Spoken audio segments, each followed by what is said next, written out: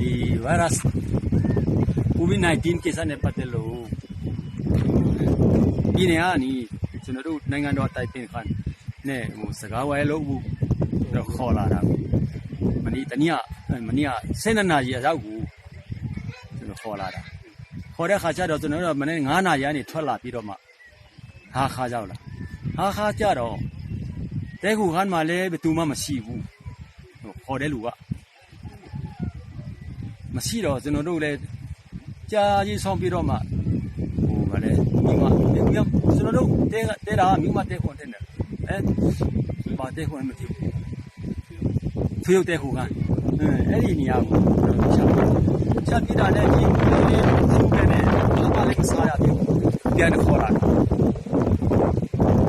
ဒီတော့လေစိတ်ဓာတ်ပြန်ခေါ်လာတော့သူကလည်းမလာပြန်တော့ကြာကြီးဆောင်လာတာအမြင်စားချင်လည်းမရဘူး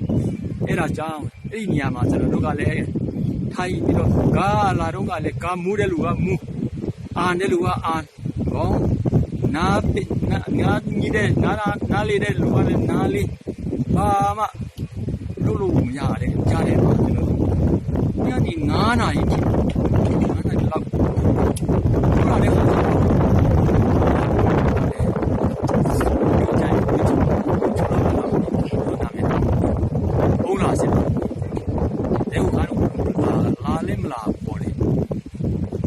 ဆက်တော့ကျွန်တော်တို့တတိမရေးလာတယ်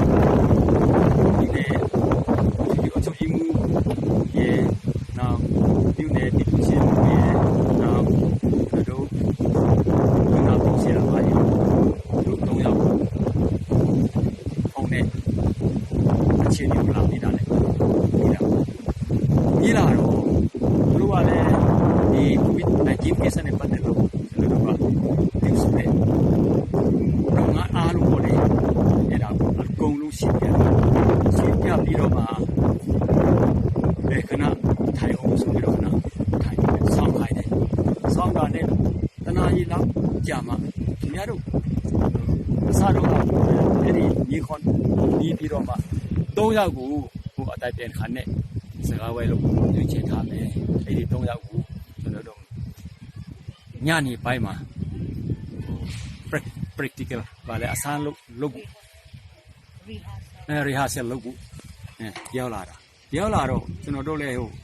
ဒီတောင်စုစိတ်တာမှာစောင့်နေတာကျွန်တော်ထင်တာကတော့ဘာပဲဖြစ်ကျွန်တော်တို့ဒီကိစ္စကိုဖြစ်ပြတဲ့တည်မျိုးကနေဒေတာခန်အဓိကအုပ်ချုပ်ရေးမှုရဲ့စီးယူမှုရဲ့တူနာပြုတ်ဆရာမရဲ့သူတို့3ယောက်ကိုပါရမယ်ဆိုပြီးကျွန်တော်မြောက်ထားတာကိုမြောက်တဲ့တိုက်ဖြစ်မလာဘူးနောက်ဆုံးကျတော့ခင်ဗျားတို့တတိမလူတွေမလူတော့ပြန်လိုက်တော့ဆိုပြီးတော့မှစကားလာတဲ့ခါကျတော့ကျွန်တော်တို့အန်အော်သွားတာပေါ့လေအန်အော်တယ်ဘာလို့ကျွန်တော်တို့တတိမြို့နယ်မှာဖြစ်တဲ့ကိစ္စကိုတတိမအတိဆုံးအကုန်လုံးအတိဆုံးဆိုတော့တတိမြို့နယ်မှာကျွန်တော်တို့ကမပါဘူးဆိုဘာသဘောလဲဆိုပြီးတော့ကျွန်တော်အန်အော်ကြတာအန်အော်တာနဲ့ဘာပဲဖြစ်ကျွန်တော်တို့မတတ်နိုင်တော့ဘူးအမှန်ဆိုရင်ဒီတတိကိစ္စအတိစိတ်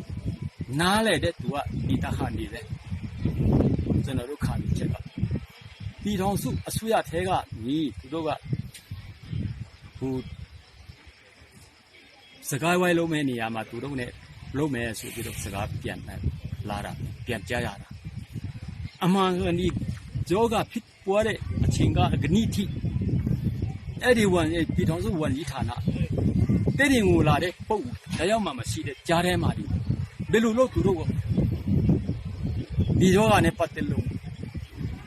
ကာကွယ်ဆောင်ပါလေလူနာတွေကာကွယ်ဆောင်ရှောက်တဲ့ဥစားနောက်ပြီးတော့မှဟိုမြို့ထဲကိုလူနာတွေပါတယ် lockdown လုပ်တဲ့ဟာတွေ quarantine လုပ်တဲ့ဟာတွေအစအားလုံးအစစားကြရမှာကျွန်တော်တို့ကလွယ်လို့ဘယ်သူကမှအတိစိတ်ဖြီးနိုင်မလဲဘယ်သူကဖြီးနိုင်မလဲဆိုကျွန်တော်တို့ကစဉ်းစားကြတာစဉ်းစားတော့နောက်ဆုံးမှာတော့ကဲပါပဲဖြစ်သူတို့အစီအစဉ်တိုင်းပဲလို့ပါစီနားတော့လှုပ်ထုံးလို့ဒီမန်ခံမှုမရှိဘူးဆိုပြီးတော့ကျွန်တော်တို့ခါထားတာဒီလိုဒါလေးနဲ့ဆိုရင်ဘာဟာခါကိုလာဖို့လို့မလဲဒီဖုံးဆက်တာလေးနဲ့ဆိုရင်တက်ဒီငါနေဟာခါနဲ့တက်ဒီကိုအချင်းမရွေးဖုံးဆက်လို့ကြတာကိုဒီ路ပုံစံလေးနဲ့ကျွန်တော်တို့ဟာခါကိုငွေကုန်ကြီးကြခံပြီးတော့မှလေလာတာအတိတ်တည်းမရှိဘူးအဲ့လိုကျွန်တော်တို့ခါချက်ရှိတာ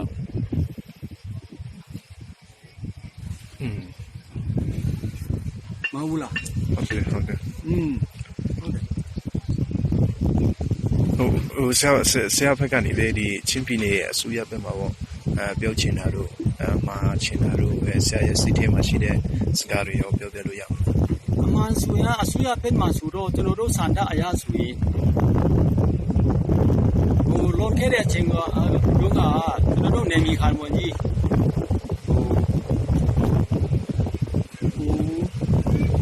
မဟန်ဒါရဲ့နောက်လူမှုဝန်ကြီးဦးပေါလုံးမြထားရဲ့သူတို့ကတော့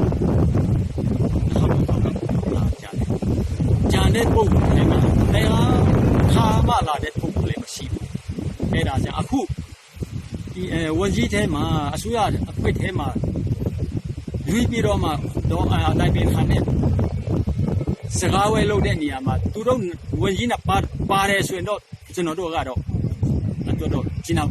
က်တယ်။မဆိုတော့သူတို့ကကိုယ်တိုင်လာပြီးတော့မှလည်းအချင်းကြီးကပ်တယ်ထီတောင်အဲ့ဒီကပ်တယ်ကြောထီတောင်သူတို့ကရောက်တာကိုယ်တိုင်ကိုသူတို့ကအတိဆုံးပဲနေမီခံဝန်ကြီးဒီဆိုတော့သူတို့မပါဘဲနဲ့တခါမှမရောက်တဲ့ဒီအစိုးရဖွဲ့ထဲကနေဒီကိစ္စနဲ့ပတ်သက်လို့စကားဝဲလုပ်တယ်ဆိုရင်ဘယ်လိုလုပ်သူတို့ကရှင်းပြနိုင်မလဲဆိုတာကျွန်တော်တို့အန်အောကြတာပေါ့ဒီတက်တီမြို့မှာအမှန်ဆိုရင်လူနာတွေလည်းဆွေပြောင်းဖို့ဘယ်မြို့နယ်ကမှလုံးဝလည်းလက်မခံဘူးပေါ့လေဒီတခါဒီတူရီယာတောင်မှာဆန္ဒပြပွဲပြင်ဆင်နေတယ်ဆိုတော့ကျွန်တော်တို့ကြားရတာကျွန်တော်တို့အဲ့ဒါကိုတော်ဝမ်းနေကြတာပေါ့လေလူနာလက်မခံဘူးဆိုရင်လူနာနဲ့ပတ်သက်တဲ့ပစ္စည်းတွေလူနာရှိတဲ့ဆေးရုံမှာမြို့နယ်မှာလာပူပါဒါမှလုတ်ထုံးလုံးနီးမှန်ခံတယ်လူနာလည်းလက်မခံဘူးလူနာအတွက်ကိုပစ္စည်းတွေကိုရောက်မလာဘူးဆိုရင်အဲ့ဒါကတော်ထူးဆန်းတဲ့ကိစ္စတစ်ခုအဖြစ်ကျွန်တော်တို့တန်မှတ်ထားတာဟုတ်ကဲ့ကျေးဇူးပါဆရာဟုတ်